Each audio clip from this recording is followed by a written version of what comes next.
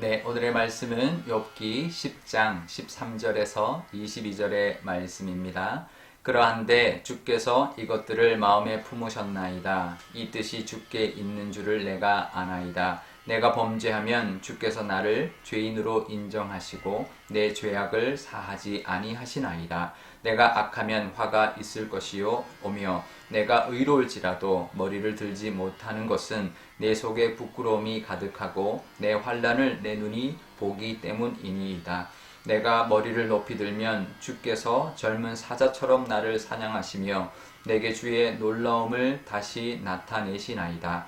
주께서 자주자주 증가하는 자를 바꾸어 나를 치시며 나를 향하여 진노를 더하시니 군대가 번갈아서 치는 것 같으니이다. 주께서 나를 태에서 나오게 하셨음은 어찌함이니이까. 그렇지 아니하셨더라면 내가 기운이 끊어져 아무 눈에도 보이지 아니하였을 것이라. 있어도 없던 것 같이 되어서 태에서 바로 무덤으로 옮겨졌으리이다. 내 날은 적지 아니하니이까. 그런즉 그치시고 나를 버려두사 잠시나마 평안하게 하시되 내가 돌아오지 못할 땅 곧 어둡고 죽음의 그늘진 땅으로 가기 전에 그리하옵소서. 땅은 어두워서 흑암 같고 죽음의 그늘이 져서 아무 구별이 없고 광명도 흑암 같으니이다.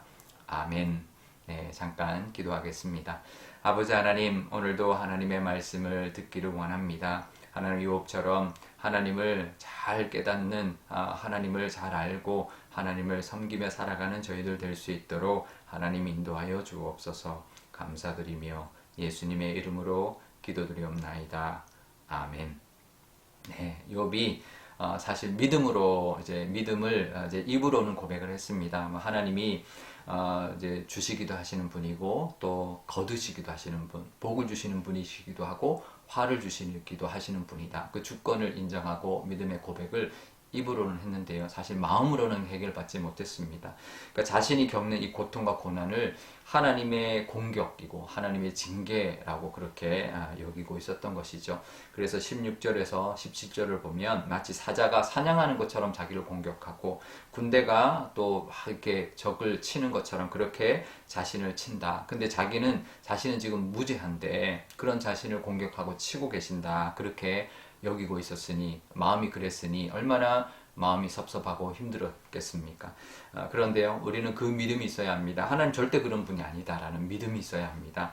하나님은 우리를 공격하시거나 징계하시는 분이 아닙니다. 우리의 죄나 우리의 허물 때문에 그러신다면 우리는 살아있을 수 없죠. 십자가의 은혜를 우리에게 주셨기 때문에, 십자가에서 우리의 모든 죄를 사해 주셨기 때문에 우리를 징계하시지 않으시죠. 징계하실 이유가 없어진 겁니다. 징계하시는 것이 아니다라는 믿음이 있어야 합니다.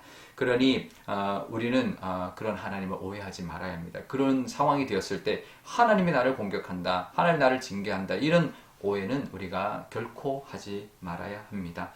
끝없이 선하신 분이 하나님이시고 끝없이 인자하신 분이 바로 하나님이십니다. 우리에게 늘 선하게 대하실 뿐만 아니라 어떠한 죄와 허물을도 용서하셔서 늘 인자하게 대하시는 분이다라는 것 우리가 기억해야 합니다. 그 믿음이 있으면 고난 중에도 하나님을 원망하거나 우리 마음에 어떤 괴로움이 있지 않죠. 힘들지만 그래도 견딜 수가 있는 것입니다. 우리의 마음과 영혼이 고통스러운 것은 그 믿음이 없기 때문인데요. 인생 살면서 더 이상 살고 싶지 않을 때, 마치 죽을 것 같을 때가 없는 사람 아마 없을 겁니다. 그럴 때 우리는 하나님의 선하심과 인자하심을 믿을 수 있어야 합니다. 한없이 선하시고 한없이 인자하신 하나님의 그 은혜를, 그 성품을 붙들고 견뎌낼 수 있기를 바랍니다. 그 하나님을 신뢰하면서 보내시는 저와 여러분 되시기를 바랍니다. 욥이 그렇게 하나님에 대해서 오해를 했습니다. 20절에 보면 또 이제 이렇게 말을 하는데요. 하나님이 자신을 내버려 두시면, 하나님 저를 고만 괴롭히시고 고만 공격하시고 내버려 두시면 잠시나마 내가 평안하겠습니다. 이렇게 말을 합니다.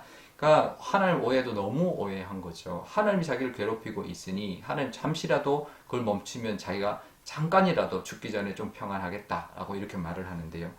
하나님을 떠나서는 절대로 평안할 수가 없습니다. 어떤 상황 속에서도 하나님을 붙들어야 그 안에 평안이 있습니다. 하나님 없이 절대 평안은 있을 수 있다. 하나님이 내버려 두신 평안한다. 이것은 정말 하나님을 잘못 이해하고 오해해도 정말 너무나 오해한 것이죠. 다윗같이 말해야 합니다. 나는 하나님께 피하오니 나의 산성 되시고 피할 바위 되시는 하나님께서 나를 지켜달라, 건져달라, 이렇게 기도해야 하는 것이죠. 그것이 고난당한 사람의 모습이고 마음이어야 합니다. 그러니 다윗이 하나님께서 내 마음에 합한 자다라고 말하고 있는 것이죠. 하나님 마음을 잘 아는 사람이었다라는 겁니다. 다윗이. 우리도 그 하나님의 마음을 잘 알아들이고 늘 고난 중에 하나님께 피함으로 말미암아 참 평안을 누리고 그 고난을 이겨내는 그런 저와 여러분 되시기를 바랍니다. 오늘 기도할 때 이렇게 기도하면 좋겠습니다. 하나님의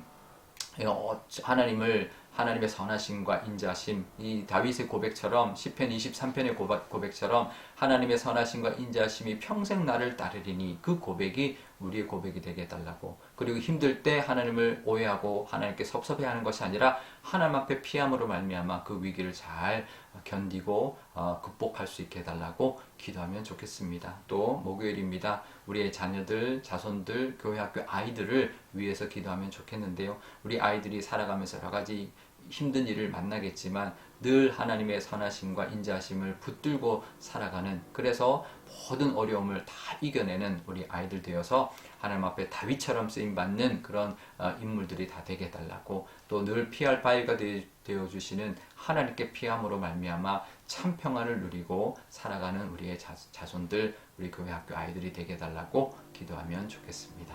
제가 기도하겠습니다.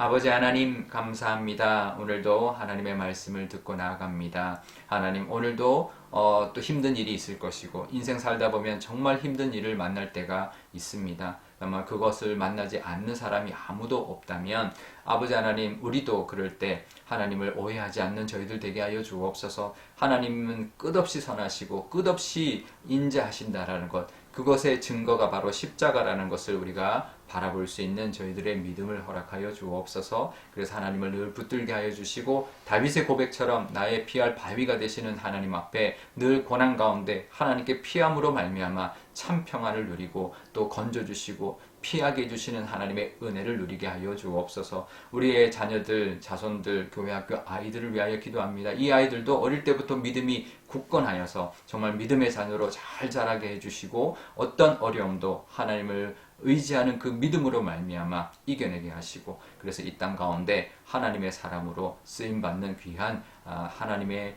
자녀들 다 되게 하여 주옵소서. 감사드리며 예수님의 이름으로 기도드리옵나이다. 아멘. 주기도 원하겠습니다.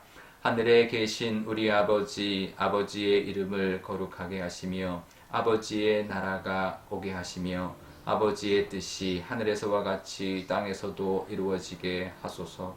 오늘 우리에게 일용할 양식을 주시고 우리가 우리에게 잘못한 사람을 용서하여 준 것 같이 우리 죄를 용서하여 주시고 우리를 시험에 빠지지 않게 하시고 악에서 구하소서.